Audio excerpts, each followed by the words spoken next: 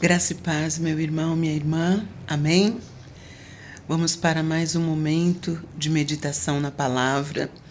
E eu gostaria hoje de falar sobre o poder do encorajamento, da gente estar se fazendo presente na vida das pessoas quando elas precisam de encorajamento.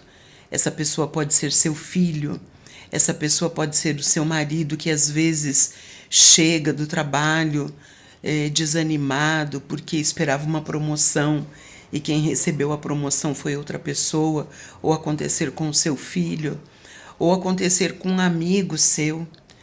São tantas as situações, né? Doença, traição, abandono, desemprego. Mas é tão bom quando nós encontramos nas pessoas que estão perto da gente encorajamento para continuar, mesmo em meio às adversidades. Né? Isso é muito importante. Eu tenho passado essa situação e como eu tenho encontrado apoio na minha família, me encorajando, e isso sim é muito importante, porque nem todos os dias são bons, nem todos os dias são iguais.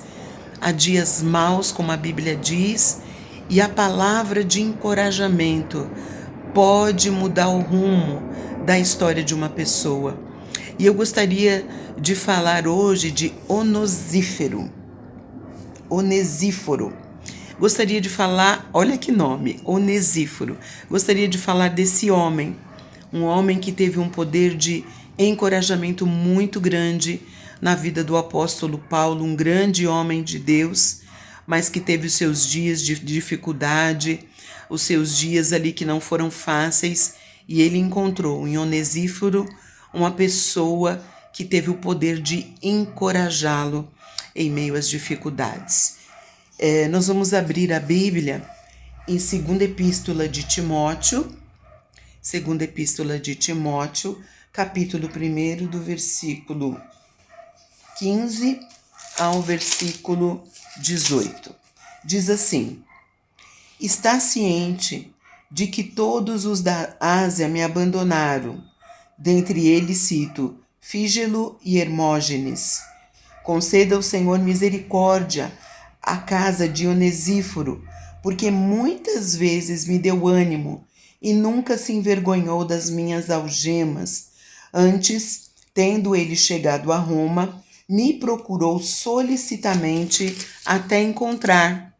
O Senhor lhe conceda naquele dia achar misericórdia da parte do Senhor. E tu sabes, melhor do que eu, quantos serviços me prestou ele em Éfeso. Queridos, aqui nós vamos encontrar um homem, Onesíforo, um homem que foi apoio ao ministério de Paulo num momento de abandono. No versículo 15, ele começa falando para o seu amigo Timóteo, o seu discípulo Timóteo. Ele fala: Timóteo, você está ciente de que todos da Ásia me abandonaram. Queridos, o encorajamento ele é fundamental na hora da frustração, na hora em que nós nos sentimos sozinhos, na hora que nós percebemos que talvez e seja constatado que não tem saída, aquilo de fato aconteceu. Paulo estava ali, ele fala: todos da Ásia me abandonaram. E aí ele cita o nome de duas pessoas. Ele cita o nome de duas pessoas que o abandonaram. Então essas duas pessoas deviam ter importância e ele sentia de alguma maneira que eram seus amigos, seus cooperadores, pessoas que estariam do seu lado. Mas nós sabemos o quão conturbado foi o ministério do apóstolo Paulo. Um ministério que foi perseguido, um ministério que levou ele à prisão, um ministério difícil que levou ele a ser açoitado. Não foi fácil o ministério desse homem, um ministério que começou com grande rejeição por parte dos apóstolos, por parte dos judeus, mas esse homem, ele encontrou pessoas que o apoiaram, ele encontrou pessoas que o abandonaram, assim como nós estamos lendo aqui, todos. Você imagina um grupo enorme de pessoas o abandonaram ele, era um homem que trabalhava sim, mas que tinha apoiadores, para fazer o seu ministério de abrir igrejas na Ásia. E aí a palavra diz assim no 16: conceda ao Senhor misericórdia à causa de Onesíforo, porque muitas vezes me deu ânimo e nunca se envergonhou das minhas algemas. Queridos, olha que coisa linda, né? Porque às vezes nós damos encorajamento, liberamos uma palavra para uma pessoa e nós achamos que isso é suficiente. Ah, eu já falei para ele que vai dar tudo certo, eu já falei para ela ter fé, eu já, sabe, já orei junto, já fiz aquilo. Mas aqui quando nós vemos a postura desse homem frente a essa dificuldade, né? Ninguém queria mais ficar do lado dele, né? Ele estava lidando com uma rejeição muito grande por conta do seu ministério. E ele perdeu os seus apoiadores, as pessoas que quando estava tudo bem, ou na vista delas estava tudo bem, ele tinha essas pessoas por perto. E aí todos abandonaram. Mas aí diz assim que muitas vezes, ele foi a pessoa que foi lá e esteve ao lado de Paulo, ajudando nesse momento de abandono, nesse momento que talvez ele pensou que não valesse a pena trabalhar para a obra. Talvez aquele abandono marcou a sua vida com muito desânimo, mas a palavra de Deus diz que Onesíforo, ele foi um homem que teve o poder de encorajar a vida de Paulo para prosseguir o seu ministério, para prosseguir a sua carreira, para prosseguir aquilo que Deus havia chamado ele para fazer. Então, olha, muitas vezes você libera só uma palavra para alguém e já acha que isso é suficiente.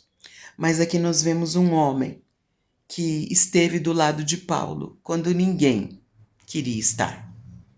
Isso é muito interessante, sabe? Porque às vezes a gente quer estar do lado das pessoas quando tudo está bem. E quando tudo está mal, a gente não quer saber.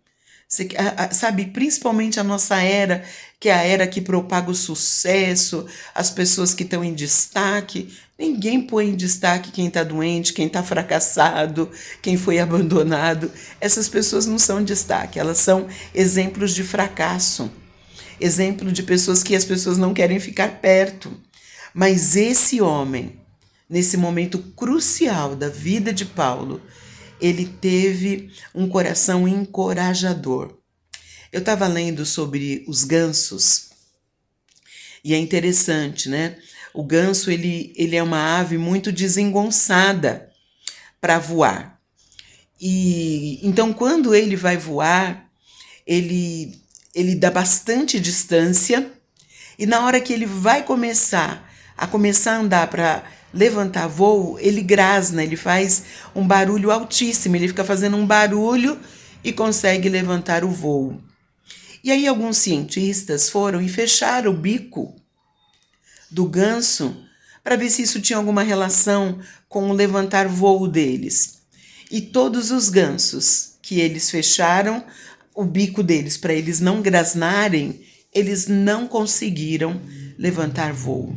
Era um encorajamento, era um grito de guerra, era para eles assim, eu vou conseguir, e o bando vendo aquele ganso voar, aquilo era um incentivo coletivo, aquele som era emitido porque eles tinham certa dificuldade de fazer aquilo, mas quando eles faziam aquele barulho, aquilo era uma motivação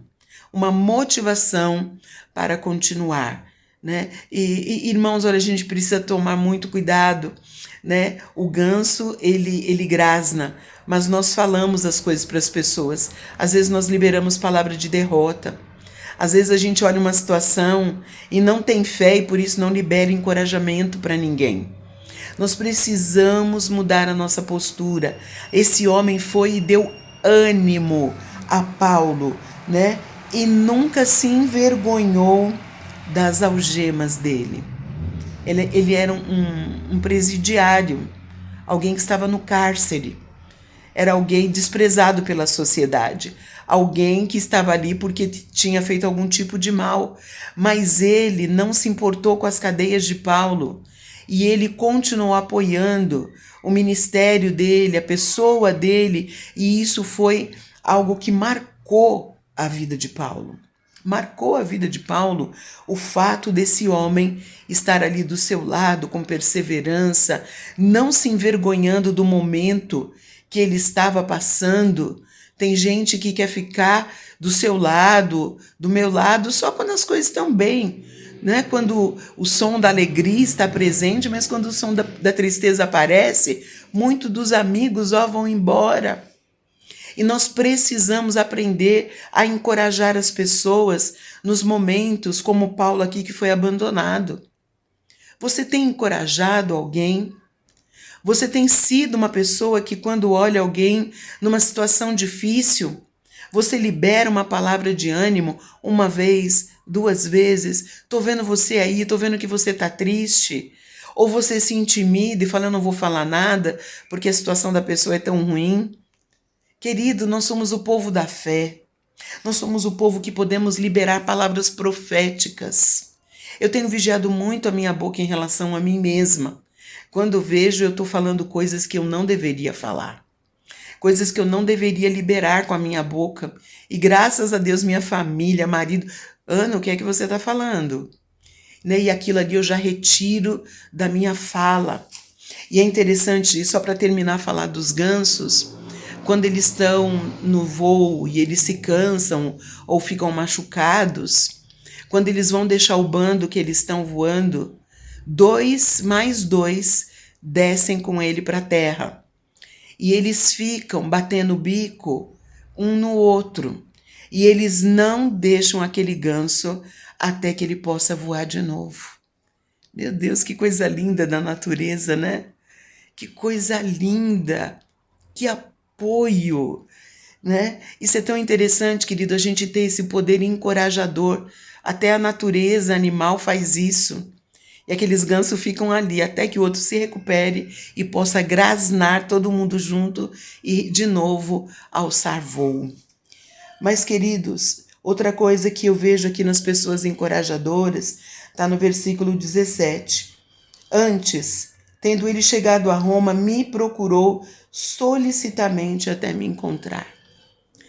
Ele talvez soubesse, já houvesse falatório a respeito da vida de Paulo, da situação que ele estava passando, né, de reprovação, de abandono, de rejeição. E ele, enquanto não encontrou Paulo, ele não parou. Sabe o que isso fala para mim, queridos? De lealdade. Lealdade. Ele tinha no coração dele um amor leal à vida daquele homem. Ele tinha um amor verdadeiro ao ministério. Ele cria na vida de Paulo. E diz que quando ele chegou em Roma, ele não sossegou enquanto ele não achou Paulo.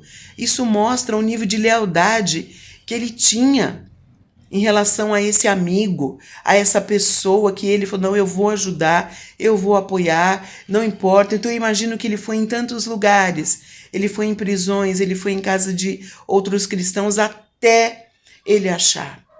Isso me fala de insistência, isso me fala de lealdade, coisas que encorajam as pessoas.